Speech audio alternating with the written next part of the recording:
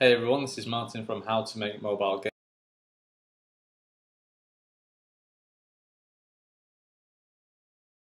Clear Shooting Sniper X, and this is kind of a how to make, sorry, not how to make, but the making of the game developer diary video. It's not a tutorial, and it's pretty much just me giving some progress on how the game was developed and hopefully giving other developers an insight into how things were done, and then hopefully you can learn something from this as well.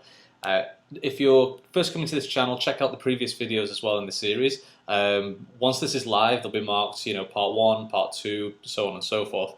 But if you're looking for a more detailed tutorial that you can follow along to, check out the Unity Pong game tutorial that was just released, past few days, but has been updated from around 2 weeks ago. But that's a continuing tutorial, and that will be added to later as well. But if you're looking for something to follow along to, definitely check that out. But anyway, Clear Shooting Sniper X. This is roughly the fifth day of development now that I've been working on this game. It's kind of been broken up. I've done a little bit sort of more towards the beginning, and then there was one or 2 days when I was just kind of hardcore at it and trying to get as much done as I possibly could. And then yesterday I'd done a little bit last night, and then it's kind of been broken up because I've been busy working on other things as well.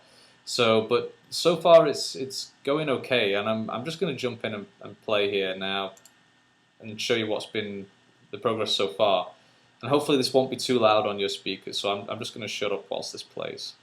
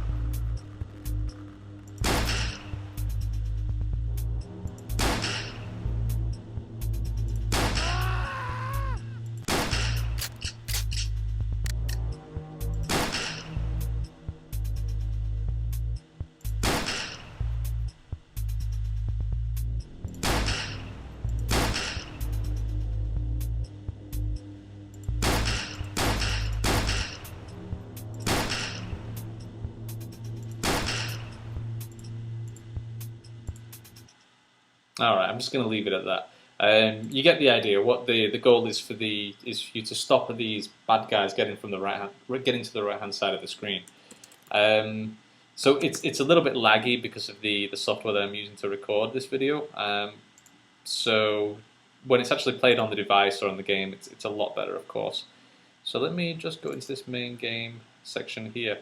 I think this is. I kind of talked quite a lot about this game scene in the past couple of videos and how it was arranged, and this target object character here and how he was built, and the different parts of him. Artwork is extremely simple, of course. This is pretty much my artwork, and I'm not an artist, so it's squares and circles, and making them look as kind of interesting as possible. What we've got is these sort of like civilians, or these are meant to be the girls sort of running away, and you've got to stop these bad guys from getting to the girls. These are pretty much just particle effects. Okay, so I think I was just mentioning, sorry, there's a slight pause between the video there. The particles here, this is just a particle system, these kind of civilians or girls running off to the side. It's quite an easy way to do that. All it's done is using the ellipsoid particle emitter here, just moving them to the right slightly over time, adding a bit of random velocity here on the X, and then having them destroyed when they do disappear off the screen as well. So that's pretty useful. I recommend using the particles wherever you can, especially if you're looking for something simple.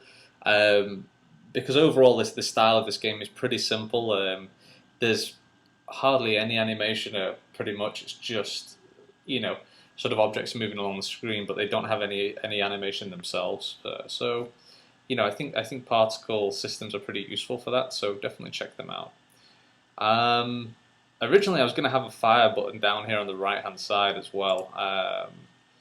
As you can see here on the right, the problem is that I was actually getting in the way too much, because when one of the characters, one of these bad guys, comes here, the target doesn't move over this high because your finger comes over the fire button. So when you click on fire with your thumb, for example, the target is here, but the target won't go there if your thumb is over the fire button. The fire button only makes the gun shoot. It doesn't actually move the crosshairs over. So I decided to move that one out, so it was a little bit better. So I think, you know, I was kind of deciding whether it should be left or right.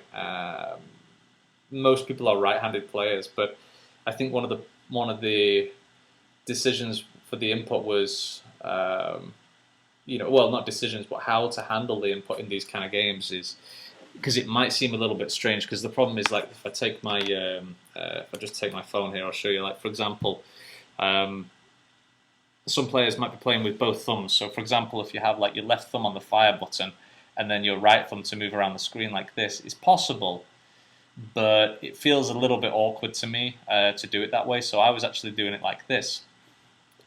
Problem is, when you do like this, your right thumb kind of covers the screen here, so the players have got to remember to move the thumb down.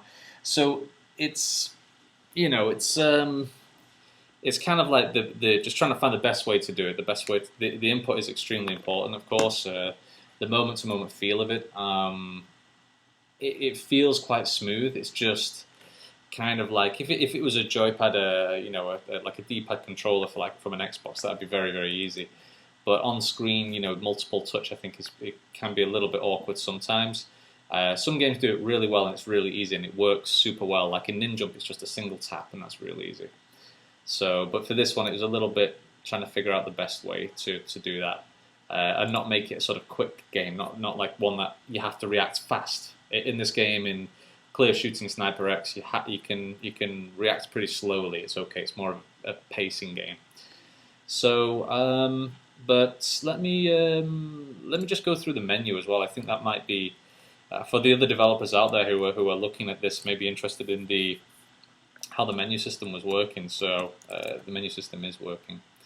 So main menu, there's no changes really, but it doesn't matter. Okay, so you know the main menu is obviously simple. It's not, you know, everything is kind of red, black, and grey. These icons originally, the links to our other games in the X series, these are all coloured originally, but I made these monotone or grayscale just because it seemed to fit well with the style better. I might add a border around these, just a red border, so I'd give a little bit more colour. But I think, you know, it looked a little bit strange having too many colours in there, so I did change these. This is actually changed through Photoshop. If you ever need to do this inside of Unity, just click on the find the artwork here inside of the project and double click. And if it's a Photoshop file, which I always use Photoshop, it just opens Photoshop and then you can edit that, save it, and then it'll just save automatically into Unity. Because Unity can import Photoshop files, but Photoshop files are not used in the final game itself. They're actually converted over into PNGs or basically optimized down into game images. They don't use the PSD files inside the game because that would be huge. The game would be massive in terms of file size. So the way this works, this sort of original X, let me just start it off. And you can see it. So if I pause it just there, what it is these are just two big red bars here. Single plane geos, just one single plane of geometry that's stretched, and there's two of them. And they're just scaled down over time using the animation curve editor. And what they do is once they reach that spot, they stop, and then this white plane here, again using the animation curve editor, just fades out over time into nothing. We don't need to delete this big white plane because it's not stopping any of the taps because there's no collision on it. We just click play, and then it goes into the next scene.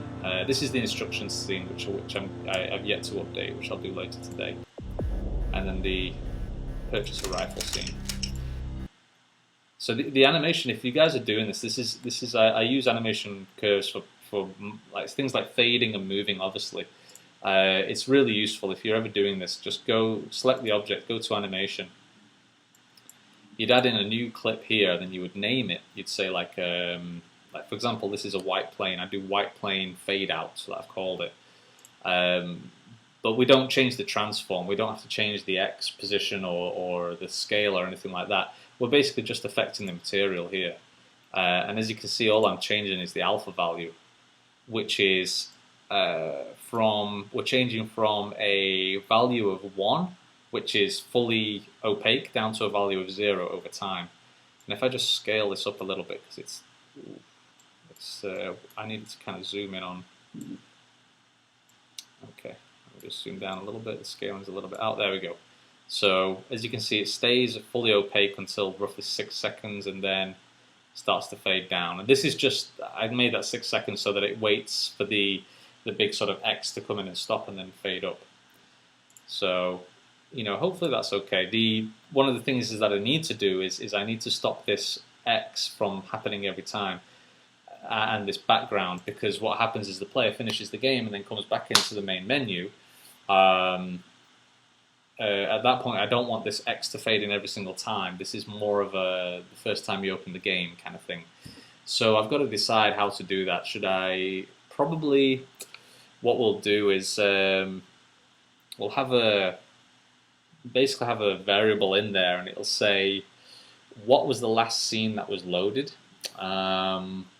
possibly, and then if the last scene that was loaded was the logo scene, then that means the player's just come into the game.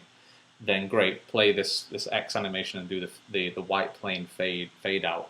If it was anything else, then don't do it, because that means the player's just come from the main game. So I've got to try and figure out how to do that one. Off the top of my head, I'm not sure. It'd be some kind of player preference.